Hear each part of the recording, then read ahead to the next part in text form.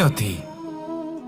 রাধা আমাকে বলে, কৃষ্ণ, যদি তুমি জানো যে নিয়তিতে কি আছে তাহলে তাকে বদলে দাও না কেন? মহাদেব আমাকে বলেন যে শ্রীকৃষ্ণ, যদি আপনি এটা জানেন যে সাম্বের নিয়তি এটাই, তাহলে আপনি তাকে বদলানোর চেষ্টা কেন করেন? কেন? কারণ আমি একজন পিতা, আর পিতার কর্তব্য এটাই, তিনি যেন সম্ভাব্য সব চেষ্টা করেন নিজের সন্তানের মঙ্গলের জন্য। নিয়তি আমি জানি, কিন্তু এটাও আমি জানি যে কর্মের থেকে বড় আর কোনো নিয়তি হতে পারে না। অভিজ্ঞতাও রয়েছে যে কর্মের হাতে নিয়তির এই চক্র বদলে যেতে পারে। তাই জীবনে যদি আপনার কখনো এমন মনে হয় যে এটা তো অসম্ভব, তখনও চেষ্টা করা কখনোই ছাড়বেন না। কে বলতে পারে আপনারই কর্মের কোনো এক বীজ হয়তো নিয়তির চাকায় আটকে গেল আর নিয়তিকে নিজের পথ পাল্টাতে হলো, ঠিক কি না? সেই জন্য নিয়তিকে ভাগ্য মেনে নিয়ে চুপ করে বসে থাকবেন না। নিজের নিয়তি স্বয়ং নিজের কর্মের দ্বারা নির্ধারিত করুন, কারণ আপনার এই কর্মের ওপরেই আপনার অধিকার রয়েছে। আর এই অধিকারকে নিয়তি অনেক সময় সম্মানও করে। তাহলে আসুন আর আমার সাথে ভালোবেসে বলুন, রাধা রাধা। শক্তি এক অত্যন্ত বিচিত্র বস্তু, বা বলতে পারেন অনুভূতি। পিতা সবসময় চান যেন তিনি তার শক্তি পুত্রকে সঁপে দিতে পারেন, যাতে সে শক্তিশালী হয়, যাতে তার মঙ্গল হয়। তার পুত্র সবসময় চায় যাতে সে পিতার সেই শক্তি লাভ করে, কিন্তু সেই শক্তি লাভ করার জন্য পুত্র হওয়া যথেষ্ট নয়, যোগ্য পাত্র হতে হয়। আসুন আপনাকে সহজে বোঝাই। যদি আপনি সুপাত্র হন আর আপনাকে শক্তি দেওয়া হয়, তাহলে আপনি সেই শক্তির গুরুত্ব বুঝবেন, কোথায় সেই শক্তি প্রয়োগ করা উচিত সেটা বুঝবেন। আর এটা যেহেতু অর্জন করা শক্তি হবে, সেই শক্তির অপব্যবহার হবে না। কিন্তু যদি এই আপনি কুপাত্র হন আর যদি আপনাকে এই শক্তি দেওয়া হয়, তাহলে কি হবে? দেখতে গেলে এই শক্তি আপনি দান হিসেবে পেয়েছেন, তাই না আপনি এই শক্তির গুরুত্ব বুঝবেন আর না এর প্রয়োগ আপনি জানবেন। তার অপব্যবহার হওয়া সুনিশ্চিত। তাই যদি আপনি কোনো শক্তি অর্জন করতে চান, তাহলে আগে তার যোগ্য হয়ে উঠুন। পুত্র নয়, পাত্র হয়ে উঠুন। আর আমার সাথে ভালোবেসে বলুন, রাধা রাধা। কথায় আছে, প্রত্যেক পুত্র তার পিতার প্রতিচ্ছবি হয়, আর সমস্ত প্রতিচ্ছবি চায় যেন সে তার অস্তিত্ব প্রাপ্ত করতে পারে। পুত্র চায় সে যেন তার পিতার মতো হয়, বা কখনো কখনো তার থেকেও শ্রেষ্ঠ হয়। সেটা কোনো অনুচিত ব্যাপার নয়। অনুচিত তখন হয় যখন পুত্র নিজের পিতার মতো হবার স্বপ্ন পূরণ করতে গিয়ে বা তার থেকেও শ্রেষ্ঠ হওয়ার স্বপ্ন পূরণে অনুচিত পথের আশ্রয় নেয়। কারণ তারপরে সে তার পিতার গুণগুলি আত্মসাৎ করতে চায় না। সে শুধুই এটা চায় যে সংসারের চোখে যেন আমি শ্রেষ্ঠ প্রমাণিত হই। এটা অনুচিত। সংসারে এমন অনেক মানুষ আছেন যারা এই কারণে শ্রেষ্ঠ হওয়ার চেষ্টা করেন যাতে তার পরিবারের তার পিতার সম্মান বৃদ্ধি পায়। এমনও মানুষ থাকেন, আর এটাই হলো পার্থক্য উদ্দেশ্যের। মনে রাখবেন, যদি আপনার উদ্দেশ্য শুভ হয় তাহলে পথও শুভ হবে, যদি আপনার উদ্দেশ্য অশুভ হয় তাহলে পথও অশুভ হবে। তাহলে নিজের পিতার মতো হবার চেষ্টা অবশ্যই করুন, তার থেকেও শ্রেষ্ঠ হওয়ার চেষ্টা অবশ্যই করুন, কিন্তু মনে রাখবেন আপনার সংকল্প আর আপনার উদ্দেশ্য এই দুই শুভ হওয়া উচিত। তাহলে আসুন আর আমার সাথে ভালোবেসে বলুন, রাধা রাধা। শক্তি শক্তি অর্জন করা এতটা কঠিন নয় যতটা শক্তি লাভ করার পরে সেই শক্তি সামলানো কঠিন হয়। কারণ যেই মানুষ শক্তি লাভ করে তার মনে গর্ববোধ জন্মায়, জন্মায় অহংকার, জন্মায় জেদ। তাই শক্তি প্রাপ্ত করার সাথে বিনম্র থাকাও অত্যন্ত আবশ্যক। আর এটা আমাদের শেখা উচিত বৃক্ষের থেকে। বৃক্ষ যা আমাদের ফল দেয়, বৃক্ষ যা যত ফল দেয় ততটাই ঝুঁকে যায়। আমরা পাথর মারি ওই বৃক্ষের থেকে ফল প্রাপ্ত করার জন্য। সেই পাথরের মার সহ্য করেও বৃক্ষ আমাদের ফল দেয়। কোনো গর্ববোধ নেই, কোনো অহংকার বোধ নেই, আর সেই জন্য এই বৃক্ষের পুজো করা হয়। এটাই হলো মাহাত্ম্য শক্তির সাথে বিনম্রতার। যদি এই শক্তি সৃজন করে থাকে, সাহায্য করে থাকে, সম্বল হয়ে থাকে, তবেই সেই শক্তি উপযুক্ত। আর নয়তো সেই শক্তি একদিন আপনাকে আসক্ত অবশ্যই করবে। তাহলে শক্তি অবশ্যই অর্জন করুন, কিন্তু তার সাথে সেই শক্তি সামলানোর মতো বিবেকও আপনাকে অবশ্যই জাগ্রত করতে হবে। তাহলে আসুন আমার সাথে ভালোবেসে বলুন, রাধা রাধা।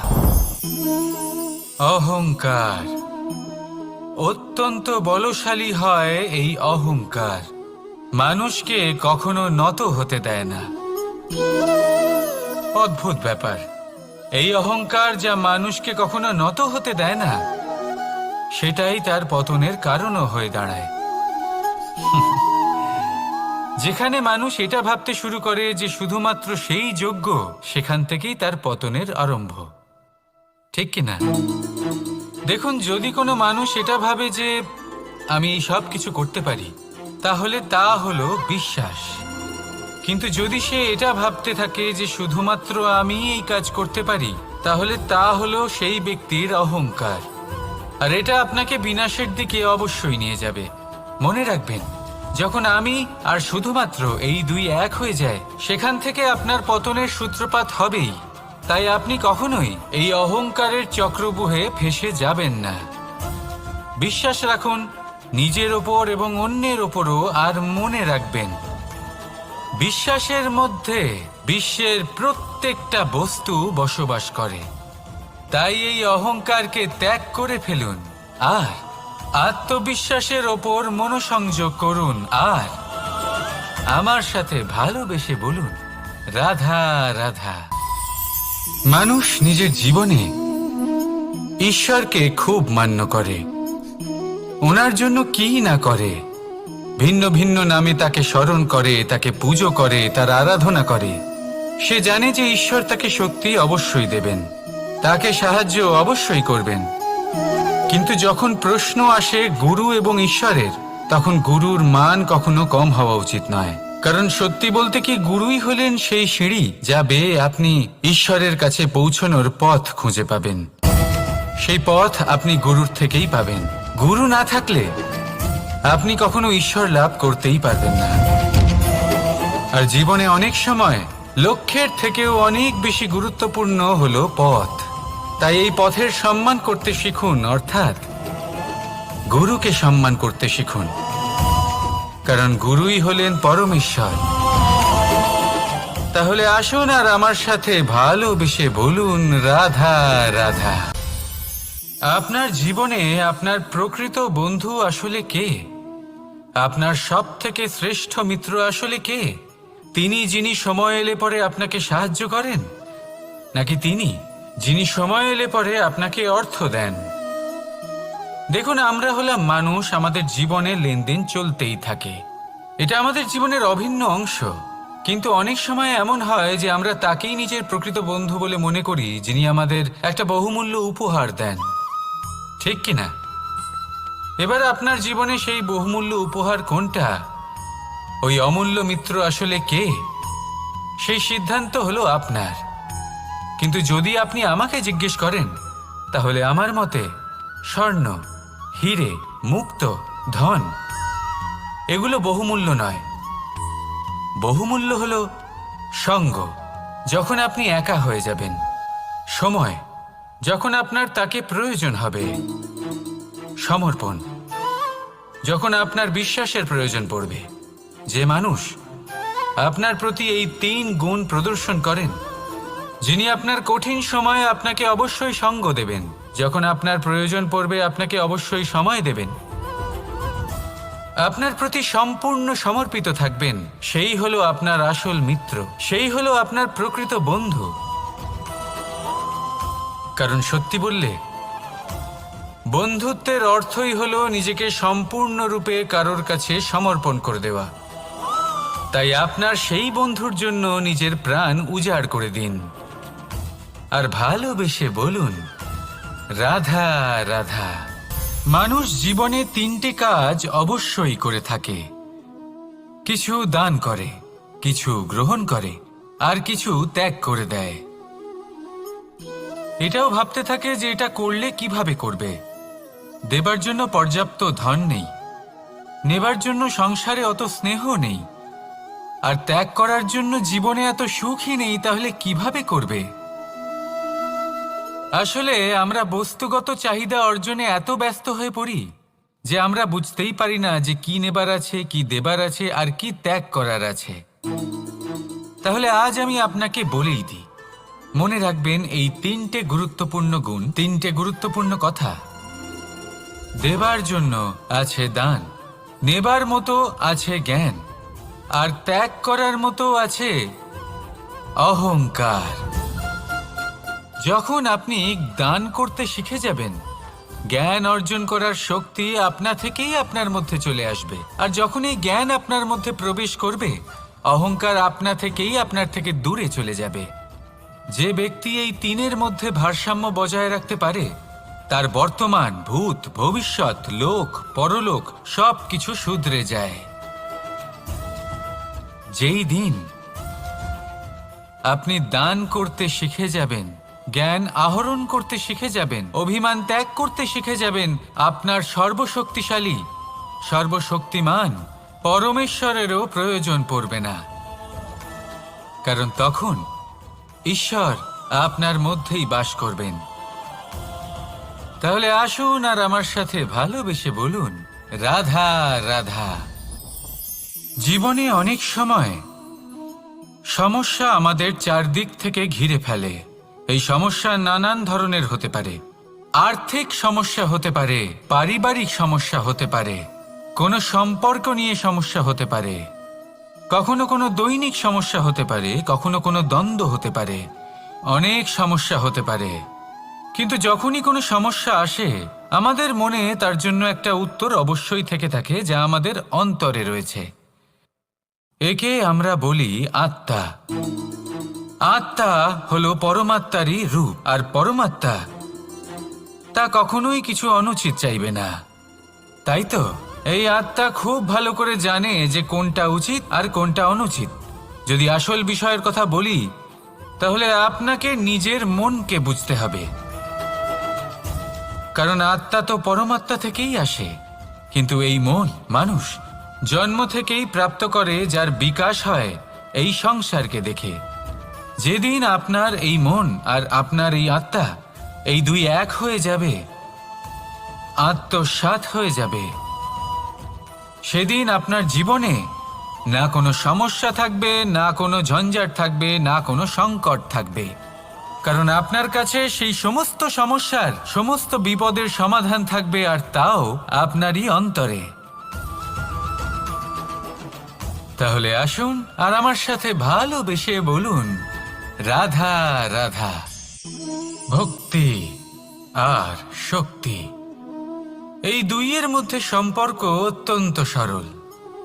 মানুষ ভক্তি করেন যাতে তিনি শক্তি লাভ করতে পারেন, আর শক্তি লাভ করার পরে ভক্তিভাব ভুলে যান, আর শক্তির প্রতি আসক্তিতে মত্ত হয়ে যান, আর সেখান থেকেই তার বিনাশ শুরু হয়। কেন?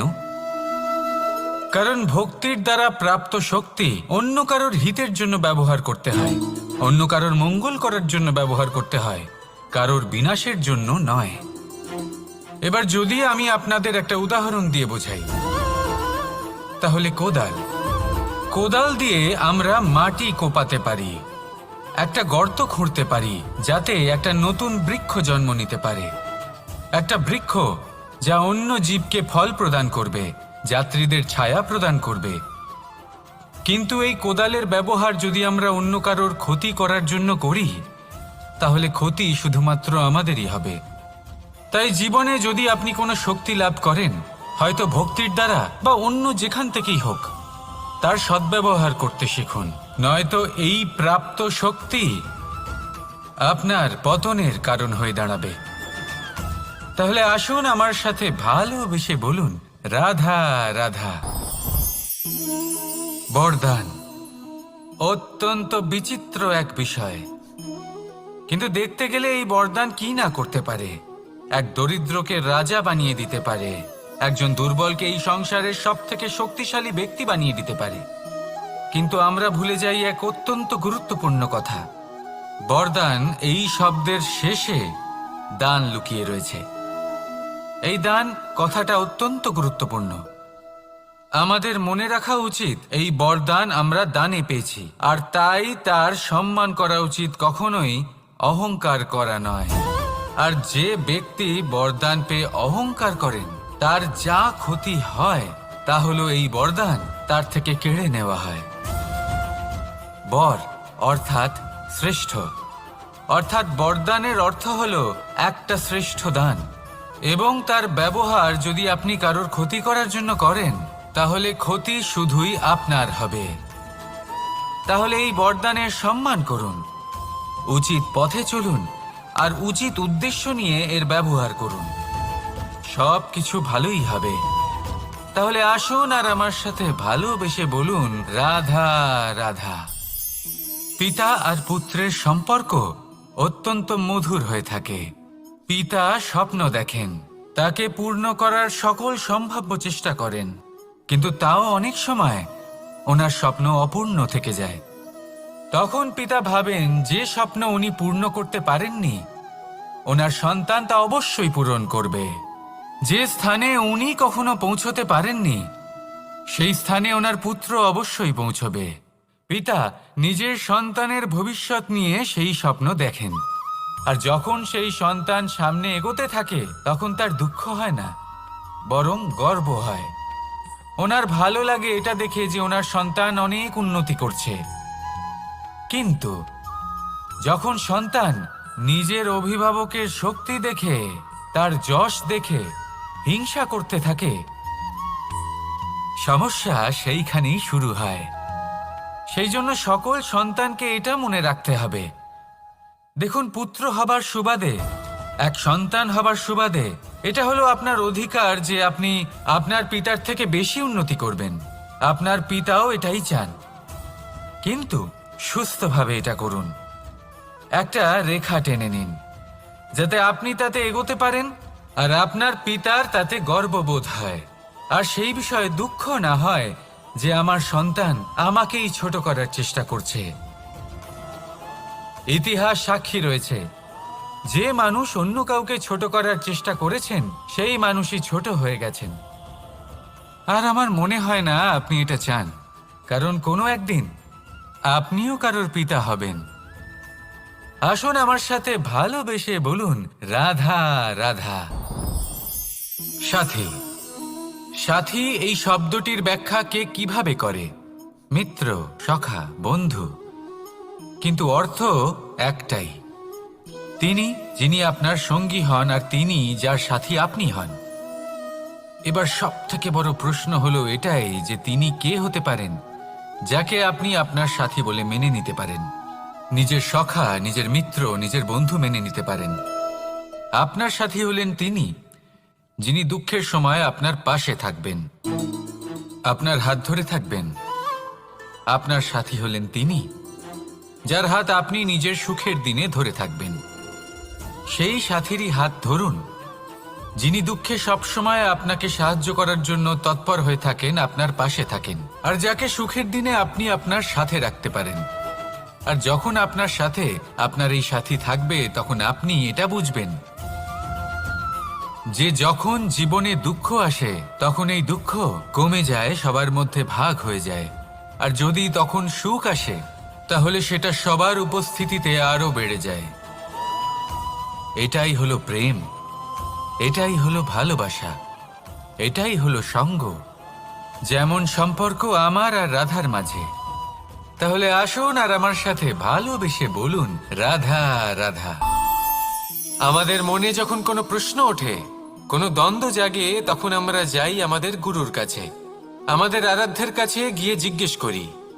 এইভাবেই একদিন আমি পৌঁছলাম আমার আরাধ্যের কাছে, আমার মহাদেবের কাছে, আর ওনাকে প্রশ্ন করলাম যে মহাদেব, জীবনে আনন্দ পাওয়ার, উৎসব পালনের, প্রেম ভাগ করে নেবার, জীবনকে উপভোগ করে নেওয়ার সর্বশ্রেষ্ঠ সময় কোনটা? মহাদেব হাসলেন আর উনি বললেন, জীবনে উৎসব পালনের সবথেকে শ্রেষ্ঠ দিন হল মৃত্যুর ঠিক আগের দিনটা। প্রেম ভাগ করে নেওয়ার সবথেকে শ্রেষ্ঠ মুহূর্ত হল মৃত্যুর ঠিক আগের মুহূর্ত। জীবনকে উপভোগ করে নেওয়ার সর্বশ্রেষ্ঠ প্রহর হল মৃত্যুর এক প্রহর পূর্বে।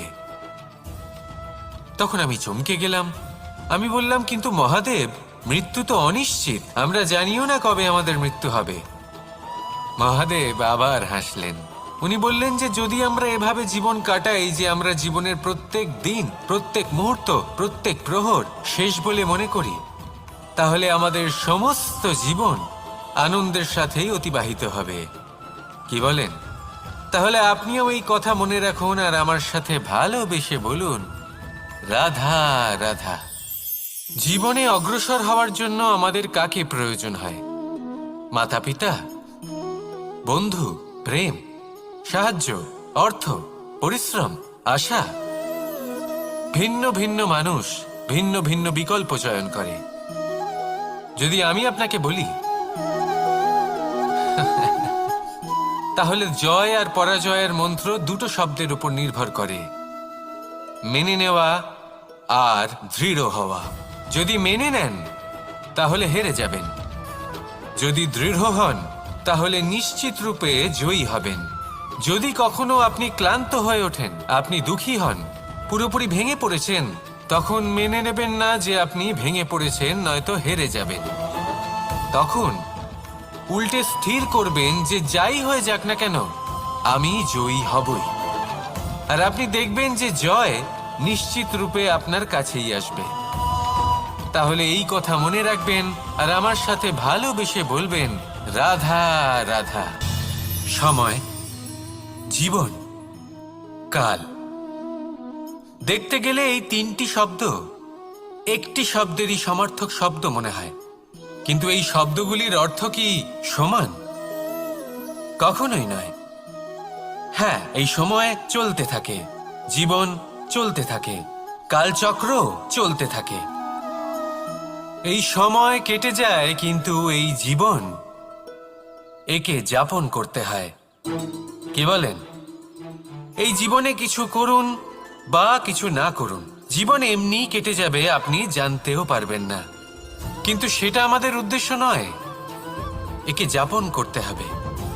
এই জীবনে প্রেরণা পেতে শিখুন, প্রেরণা দিতে শিখুন, আহ্বান গ্রহণ করতে শিখুন, আহ্বান জানাতে শিখুন, মহান কাজ করতে শিখুন, ধন্যাত্মক বোধ জাগিয়ে তুলুন। জীবন অতিবাহিত করার অর্থ কি তা আপনি শিখে যাবেন।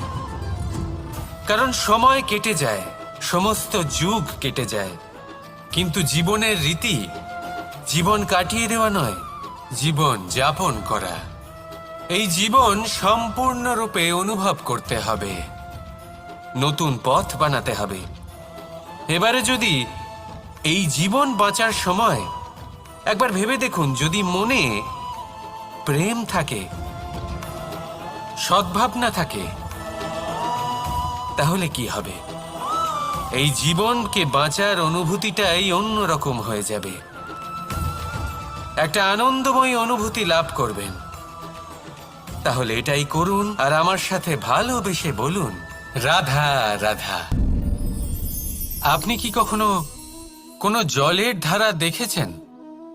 তার সামনে যতই মাটি থাকুক না কেন, যতই কাদা থাকুক না কেন, যখন এই জলের ধারা বইতে আরম্ভ করে দেয়, তখন এই কাদাকে নিজেই ধুয়ে নিয়ে যায়। ওই কাদাকে ধুয়ে দেয় এবং নিজের পথ নিজেই তৈরি করে নেয়। তাহলে আপনিও এরকম জলের মতো হয়ে উঠুন। যদি হয়ে উঠতে পারেন, তাহলে নিজের মনের, নিজের ভাবনার, নিজের জীবনের যত অনাবশ্যক তত্ত্ব আছে, অনুপযোগী অংশ রয়েছে, অর্থাৎ অপরিষ্কার অংশ রয়েছে, তা নিজে থেকেই নির্মল হয়ে উঠবে। আর যেরকম জলের ধারা কখনো থেমে থাকে না, সব সময় বয়ে চলে, সেইভাবে আপনিও কখনোই থামবেন না। সবসময় বয়ে চলুন, এগোতে থাকুন। পথে যদি অনেক বিপদ আসে, সমস্যা আসে, থামবেন না, তার উপর নিরন্তর প্রহার করুন, নিরন্তর প্রয়াস করুন আর অগ্রসর হন। আপনি ভেবে দেখুন, এই জলের ধারা কখনো থেমে থাকে না, সবসময় বয়ে চলে, বিপদের সম্মুখীন হয়ে তাকে সাথে বয়ে নিয়ে চলে। সেই জন্য জলের ধারা, প্রবাহমান এই ধারা, এর থেকে কখনো দুর্গন্ধ আসে না, এতে কখনো ময়লা জমতে পারে না, বরং পালিত হয় সুন্দর প্রাণবন্ত জীবজন্তু, যেমন সুন্দর ছোট মাছ। তাই আপনিও এটাই করুন, কখনো থামবেন না, শুধু চলতে থাকুন, জলের ধারার মতো বইতে থাকুন। আপনি আপনার লক্ষ্য অবশ্যই খুঁজে পাবেন, আর তার সাথে নিজের অন্তরের যে মালিন্য রয়েছে তা আপনি নিজেই নিজের থেকে দূরে করে দেবেন। তাহলে আসুন আর আমার সাথে ভালোবেসে বলুন, রাধা রাধা। এবার অনেক সময় মানুষের মনে এরকম প্রশ্ন আসে যে এই সংসারে সব থেকে বড় বিপদ কি? কেউ বলে ধর্ম সংকট, আবার কেউ বলে প্রাণের ওপর আসা সংকট। প্রত্যেক মানুষের জীবনে বিভিন্ন সংকট আসে, আর এই সমস্ত সংকট অত্যন্ত বিচিত্র হতে পারে। এই সমস্ত সংসার হলো সংকট দ্বারা পরিপূর্ণ। ঠিক আছে, আপনাকে একটা উদাহরণ দিই। একজন ধনী ব্যক্তি, এবার ওনার জীবনে সংকট কি হতে পারে? সংকট এটাই যে কেউ তার সম্পত্তি চুরি না করে নেয়, আমরা বুঝতে পারছি। এবার একজন চোর, তার জীবনে সংকট কি হতে পারে? যে চুরি করার সময় সে যদি তার একটা কাশি চাপতে না পারে, তাহলে সে ধরা পড়ে যেতে পারে, ঠিক কিনা? আবার অনেক সময় এমনও হয় যে যার জন্য আমি সংকট, সেও আমার কাছে সংকট। যেমন এই পরিস্থিতিতে দেখুন, সংকট হলো সংকট, এ তো জীবনে থাকবে, কিন্তু এর সম্মুখীন কিভাবে হওয়া যায়? খুব সরল, সব এটার ওপর নির্ভর করে, মনের ওপর। এই মনকে নিয়ন্ত্রণ করলে সব ঠিক থাকবে। এবার যদি ধনী ব্যক্তি মনকে নিয়ন্ত্রণ করে ফেলেন, নিজের অর্থের ব্যবহার শুভ কাজের জন্য, সমাজের সেবার জন্য বিকাশ করতে করেন, ওই অর্থকে একত্রিত করে না রাখেন, তাহলে চুরির সমস্যা, এই সংকট সেখানেই কেটে যাবে। এবার যদি কথা বলি সেই চোরের, তাহলে চোর যদি নিজের মনকে সংযত করে নেয়, যদি নিজের কর্মকে নিয়ন্ত্রণ করতে পারে, তাহলে এমন কোনো স্বর নেই যা ওকে ধরা পড়তে বাধ্য করবে। সেই জন্য জীবনে সংকট যতই আসুক, যত বড়ই সংকট আসুক না কেন, কবচ হলো একটাই, আর এই কবচের নাম হলো আত্মনিয়ন্ত্রণ। নিজের মনকে নিয়ন্ত্রণে রাখতে শিখুন।